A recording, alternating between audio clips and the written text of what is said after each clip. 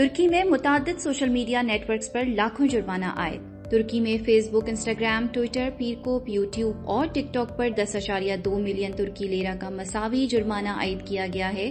اس کے بعد کسی بھی سروسز نے مقامی نمائندے کی تقرری نہیں کی جو ترکی کے قوانین کی تعمیل کو یقینی بنا سکے۔ ترکی میں یومیہ 10 لاکھ سے زیادہ صارفین کے ساتھ چلنے والی سوشل میڈیا فرموں کو حکومت کو مطلع کرنا تھا کہ وہ پیر تک ملک میں نمائندہ قائم کریں گے۔ جولائی میں اس قانون کی منظوری دی گئی تھی جب صدر طیب اردوگان کی بیٹی اور داماد کے چوتھے بچے کی پیدائش کے بعد ٹویٹر پر ان کی توہین کی گئی تو اس کے بعد سماجی رابطوں کے ویب سائٹ کو صاف کرنے کا مطالبہ کیا گیا تھا۔